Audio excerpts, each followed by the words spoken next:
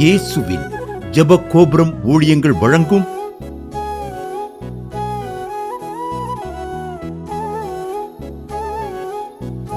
நம்பிக்கையிலே சந்தோஷமாயிருங்கள். குடியாத்தத்திலிருந்து சுபித்ரா என்கிறவங்க எழுதியிருக்காங்க. அவங்களுக்கு வேலையே இல்லையாம், வேலை தேடிக்கிட்டே இருந்தாங்களாம். நம்பிக்கை டிவி ஒவ்வொரு வெள்ளிக்கிழமையும் காலைல 8 மணிக்கு பார்ப்பாங்களாம். ஒரு நாள் அம்மாட்ட ஃபோனில் நான் ஜெபம் பண்ணேன், எனக்கு வேலையே இல்லை, சும்மா இருக்கேன், குடும்பத்தில் ரொம்ப கஷ்டமாக இருக்குது, 2 பிள்ளைகளை வச்சுக்கிட்டுன்னு சொன்னேன். அம்மா ஜெபம் பண்ணாங்க, ஒரு புது கம்பெனி ஓப்பன் ஆச்சு, அதில் மேனேஜர் பொறுப்பை கொடுத்து ஆண்டவர் என்னை உயர்த்தினார்னு சொல்லி சாட்சி எழுதியிருக்காங்க. நம்பிக்கையிலே சந்தோஷமாயிருங்கள். நிகழ்ச்சியை பார்க்கிற யாவருக்கும் இயேசுவின் நாமத்தினாலே இனிய வாழ்த்துக்களை தெரிவித்துக் கொள்கிறேன். செய்திக்கு நேராக கடந்து செல்வோமா? சங்கீதம் 46வது அதிகாரம் 4வது 5வது வசனம். ஒரு நதியுண்டு, அதன் நீர்க்கால்கள் தேவனுடைய நகரத்தையும் உன்னதமானவர் வாசம் பண்ணும் பரிசுத்த ஸ்தலத்தையும் சந்தோஷிப்பிக்கும். தேவன் அதன் நடுவில் இருக்கிறார், அது அசையாது. அதிகாலையிலே தேவன் அதற்கு சகாயம் பண்ணுவார். கவனிங்க, எப்பா சொல்லுகிற வார்த்தை, ஒரு நதியுண்டு. அதற்கு முன்பாக ஆண்டவருடைய பார்வை யாராவது ஒரு மனிதன் நன்மை செய்கிறவன் ஒருவன் உண்டோ என்று பார்க்க ஆண்டவர் அங்கலாய்த்தார். சங்கீதம் 53வது அதிகாரத்தில் நம்ம வாசித்தோமானா, நன்மை செய்கிறவன் இல்லை, ஒருவனாயிலும் இல்லை இந்த ஆண்டவருடைய இருதயம் வேதனைப்படுகிறது.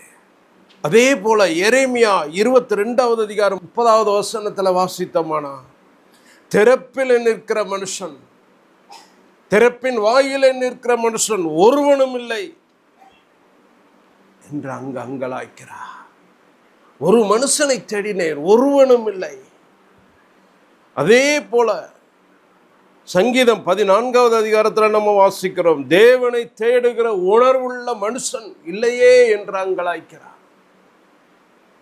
அவருடைய கண்கள்ல கண்ணீர். நன்மை செய்கிறவன் ஒருவனும் இல்லையே, தேவனை தேடுகிற உணர்வுள்ளவன் ஒருவனும் இல்லையே, திறப்பில நிற்கிற சுவரை அடைக்கிற மனுஷன் ஒருவனும் இல்லையே என்று அங்கலாய்க்கிறார். அங்கலாய்த்து அங்கலாய்த்து அங்கலாய்த்து ஒரு நாள் முடிவு வருகிறது. ஒரு நாள் முடிவு வருகிறது. அப்பாவுடைய இருதயம் குளிர்ச்சி அடைகிறது. அவருடைய முகம் சந்தோஷ முகமாய் மாறுகிறது. காரணம் என்ன? அப்பா சொல்கிறார், ஒரு நதியுண்டு, அதன் நீர்க்கால்கள் தேவனுடைய நகரத்தை சந்தோஷிப்பிக்கும். உன்னதமானவர் வாசம் பண்ணுகிற பரிசுத்த ஸ்தலத்தை அது சந்தோஷிப்பிக்கும். இன்னைக்கு தேவ பிள்ளைகளாகிய நம்மள அப்பா பார்க்கிறார், ஒரு நதியை போல ஆண்டவர் பார்க்கிறார். ஏசப்பா தான் சொன்னார், என்னை விசுவாசிக்கிறவனுடைய உள்ளத்தில் இருந்து ஜீவ தண்ணீர் உள்ள நதிகள் புறப்படும். இன்னைக்கு தேவ பிள்ளைகளுடைய வாழ்க்கை ஒரு நதியை போன்ற வாழ்க்கையாய் காணப்படணும். அப்பாவுடைய இருதயத்தை சந்தோஷப்படுத்துகிற ஒரு வாழ்க்கையாய் காணப்படணும். அவருடைய பரிசுத்த ஸ்தலத்தை சந்தோஷப்படுத்தணும். கவனிங்க, சகரியாவில் நம்ம பார்க்கிறோம், செருபாபேலின் கையில் இருக்கிற தூக்கு நூலை ஆண்டவர் சந்தோஷமாய் பார்த்தார்னு நம்ம பார்க்கிறோம். உங்களை என்னையும் பார்த்து அப்பா சந்தோஷப்படுறங்க. அதுதாங்க உண்மையான வாழ்க்கை. ஒரு நாளும் அப்பாவுடைய இருதயம் நம்மளை பார்த்து அங்கலாய்க்க கூடாது, வேதனைப்படக்கூடாது. அண்டாய் கவனிங்க, உலகத்துல எவ்வளவோ கல்விமான்கள் இருக்க, எத்தனையோ திறமசாலிகள் இருக்க, எவ்வளவோ ஐஸ்வர்யவான்கள் இருக்க, எவ்வளவோ கனம் பெற்றவர்கள் இருக்க, உங்களையும் என்னையும் அப்பா வேறு பிரித்தாரே. அவருடைய பார்வை நம்ம மேல இருக்குல்ல. காரணம் என்ன? அப்பா நம்மளை பார்க்கிற பார்வை ஒரு நதியை போல பார்க்கிறாரு. என் பிள்ளைங்க இருதயத்திலிருந்து ஒரு நதி புறப்படணும். என் பிள்ளைங்களுடைய வாழ்க்கை ஒரு நதியை போல காணப்படணும். இது போகும் இடமெல்லாம் ஆரோக்கியம் உண்டாகணும், போகும் இடமெல்லாம் செழிப்பு உண்டாகணும். நன்றாய் கவனிங்க. யோசேப்பை ஆண்டவர் ஒரு நதியை போல எடுத்து பயன்படுத்தினார். யோசேப்பு போகும் இடமெல்லாம் ஆசீர்வாதமாய் காணப்பட்டது. எங்க போறாரோ யோசேப்பு நிக்கிற இடம் ஆசீர்வாதமா இருந்துச்சு. காரணம் என்ன? யோசேப்போடு கூட கர்த்தர் இருந்தார். இன்னைக்கு தேவ பிள்ளைகளாகிய நம்மோடு கூட அப்பா இருப்பாரனா? நம்முடைய வாழ்க்கையில, நம்முடைய இருதயத்துல இருந்து புறப்படுகிற நதி அநேகருடைய வாழ்க்கையை மாற்றும். அது ஆரோக்கியமுள்ள ஒரு நதியாய் புறப்படும். நம்முடைய வாயின் வார்த்தைகள் அநேகரை இருதயத்தின் காயங்களை ஆற்றுகிற வார்த்தைகளாய் நம்முடைய வாயின் வார்த்தைகள் வரும். நன்றாய் கவனிங்க. இன்னைக்கு தேவ பிள்ளைகளாகிய நம்மளை அப்பா பார்க்கறது அதுதான். ஒரு நதியை போல அப்பா பார்க்கிறார், நதியை போல பார்க்கிறார்.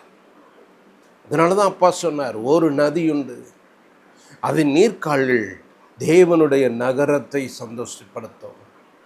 உன்னதமானவர் வாசம் பண்ணும் பரிசுத்த ஸ்தலத்தையும் அது சந்தோஷப்படுத்தும். படிப்படியா அப்பா சொல்லுகிறார். எப்பா, தேவனுடைய நகரத்தையே அது சந்தோஷப்படுத்தும்பா, என்னுடைய பரிசுத்த ஸ்தலத்தையே அது சந்தோஷப்படுத்தும்பா. ஏன்னா அடுத்த வசனத்துல சொல்றார், தேவன் அதன் நடுவில் இருக்கிறார். அப்பா நடுவில் இருக்கிறார். அதனாலதான் பாருங்க, அந்த நதி சந்தோஷப்படுத்துகிற நதியாய் காணப்படுகிறது. அது மாத்திரம் இல்லாம அது அந்த வார்த்தையிலேயே சொல்லுகிறார், அது அசையாது. ஏன்னா அதிகாலையில தேவன் அதற்கு சகாயம் பண்ணுவார். உங்களுக்கும் என்னுக்கும் சகாயம் வானத்தையும் பூமி உண்டாக்கின நம்முடைய தேவனிடத்திலிருந்து வருகிறது. நல்லா கவனிங்க. அவருடைய சகாயம் நமக்கு காணப்படும் போதுதான் நம்முடைய வாழ்க்கை ஒரு செழிப்புள்ள வாழ்க்கை, சந்தோஷப்படுத்தக்கூடிய வாழ்க்கையாய் மாறும். அந்த சகாயம் தாங்க கிருபை. நோவாவை குறித்து நம்ம வாசிக்கிறோம். நோவாவுக்கு கர்த்தருடைய கண்களில் கிருபை கிடைத்தது. இன்னைக்கு தேவ பிள்ளைகளாகிய நமக்கு ஆண்டவர் கொடுத்திருக்கிற கிருபையை பாருங்க. ஒவ்வொரு நாளும் கிருபையை குறித்து மேன்மை பாராட்டுங்க. அதிகாலையில் தேவனோடு சஞ்சரிக்க ஆரம்பிங்க. கவனிங்க. அதனாலதான் அதிகாலையில தேவன் அதற்கு சகாயம் பண்ணுவா. உங்களுக்கு நமக்கு சகாயம் அப்பா எப்ப கொடுக்கிறார் தெரியுமா? அதிகாலையில கொடுக்கிறாரா. ஒரு நாள் பிறக்கிறதுக்கு முன்னாடியே அந்த நாள் காலையில அப்பாவுடைய சகாயம், அப்பாவுடைய கிருபை நம்மளை சூழ்ந்து கொள்ள வேண்டுமானா நாம் ஒரு நதியாய் மாறணும். எப்ப நதியாய் மாறுவோம்? தேவன் அதன் நடுவில் இருக்கும்போது. அதிகாலையில் எழும்புங்க. தேவ பிள்ளைங்க குடும்பமாய் ஒருவருக்கொருவர் கைகோர்த்து ஜெபிக்க ஆரம்பிங்க. அதனாலதான் வேதம் கூறுகிறது, அதிகாலையில் என்னை தேடுகிறவர்கள் என்னை கண்டடைவார்கள். 2 பேர் 3 பேர் என் நாமத்தினாலே ஒருமனப்படும் போது நான் அங்கே வந்து இருப்பேன். ஆண்டவர் வாக்கு கொடுக்கிறாருங்க. நீங்க ஒருமனப்பட்டு ஜெபிக்கும் போது பாருங்க, அப்பா நடுவுல காணப்படுவார். உங்க குடும்பத்தின் நடுவுல அப்பா வாசம் பண்ணுவார். அப்பா வாசம் பண்ணும்போது என்ன நடக்கும் தெரியுமா? அதிகாலையில் அன்னைக்கு வேண்டிய சகாயம், அன்னைக்கு வேண்டிய கிருபை, உங்களுக்கு எந்தெந்த காரியத்தில எல்லாம் ஜெபிக்கிறீங்களோ அந்த ஜெபத்திற்கு பதில் உங்களுக்கு உறுதியாய் கிடைக்கும். சகாயம் பண்ணுவாருங்க. ஒரு நாளும் உங்க வாழ்க்கை அசைந்து போகாது, அசையாது. ஒரு அசையாத வாழ்க்கை, ஒரு கண்மலையின் மேல் கட்டப்பட்ட ஒரு வீட்டை போல காணப்படும். உங்க குடும்பம் ஒரு மலை மேல் கட்டப்பட்ட ஒரு வீட்டை போல காணப்படும். எந்த காத்தடிச்சாலும் எந்த புயல் அடிச்சாலும் ஒரு நாளும் குடும்பம் அசையாது. உங்க பிள்ளைகளுடைய வாழ்க்கை அசையாது. கவனிங்க. இதைத்தாங்க அப்பா சொல்லுகிறார். அதிகாலையில் நான் அதற்கு சகாயம் பண்ணுவேன். என் பிள்ளைங்களுடைய வாழ்க்கை ஒரு நதியை போல காணப்படும். ஏசப்பா சமாரிய ஸ்திரியை பார்த்து சொன்னா, தாகத்துக்குத்தான்னு சொல்லி தண்ணி கேட்கும்போது அப்பா சொன்ன வார்த்தை, உன்னிடத்துல கேட்கிறவர் இன்னார் என்று நீ அறிந்தாயானால் நீயே அவரிடத்துல கேட்டிருப்பாய், அவர் ஜீவ தண்ணீரை கொடுத்திருப்பார். இன்னைக்கு அப்பா நமக்கு கொடுக்கிற தண்ணீர் ஜீவ தண்ணீர். ஜீவ தண்ணீரை நமக்கு கொடுக்கிறார். நம்முடைய இருதயத்திலிருந்து ஜீவ தண்ணீர் உள்ள நதிகள் புறப்படணும்.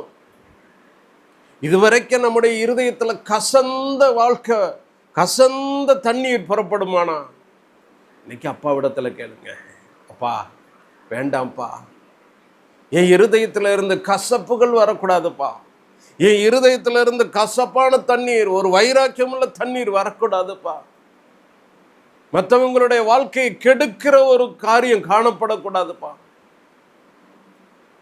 என் இருதயத்திலிருந்து புறப்படுகிற தண்ணீர் ஜீவ தண்ணீரா வெளிப்படணும்பா. அது ஒரு நதியாய் பாயணும். போகும் இடமெல்லாம் ஒரு சந்தோஷப்படுத்துகிற, ஆரோக்கியப்படுத்துகிற காரியமா அது காணப்படணும். அநேகருக்கு என் வாழ்க்கை பிரயோஜனமா இருக்கணும்ப்பா, இந்த கிருபை எனக்கும் கொடுங்கப்பான்னு நீங்க ஜெபிக்கும் போது அப்பாவுடைய தெய்வீக பிரசன்ன மகிமை உங்களை மூட ஆரம்பிக்கும். அவருடைய கரத்தின் நிழல்ல உங்களை மூடிக்கொள்ளுவார்.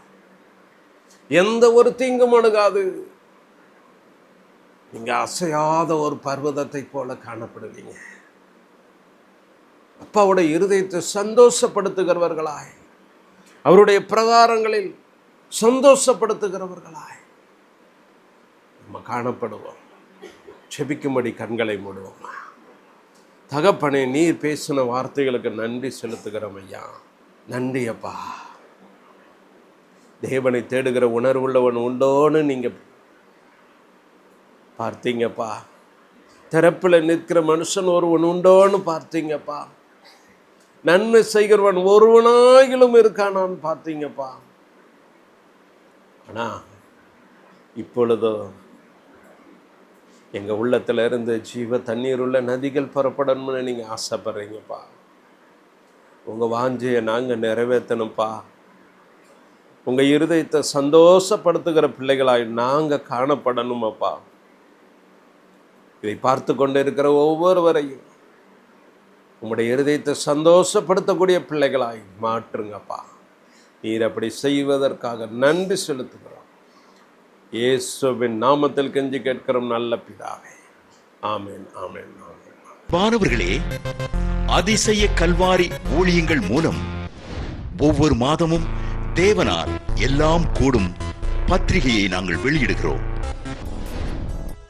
தேவ சமூக பாடல்கள் DVD, ACD இந்த பாடல்களை நாங்கள் வெளியிடுகிறோம். அதிசய கல்வாரி ஊழியம் இது தீர்க்க தரிசன ஜெப ஊழியமாக நடைபெறுகிறது. இந்த ஊழியங்களுக்காக ஜெபிக்க, காணிக்கையை அனுப்ப தாங்க மறவாதிருங்கள். ஜெபிக்கிற, கொடுக்கிற, உழைக்கிற உங்கள் ஒவ்வொருவரையும் ஆண்டவர் தாமே ஆபிரகாமை ஆசீர்வதித்தது போல சகல விதத்திலும் உங்களை ஆசீர்வதிப்பாராக. ஆமென்.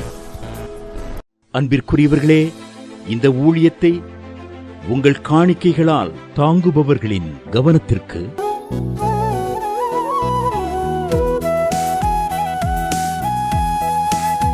ஜிபே மூலமாகவும் நீங்கள் தாங்கும்படி உங்களை பட்சமாய் கேட்டுக்கொள்கிறோம். எங்களுடைய ஜிபே எண்ணானது 9439308550.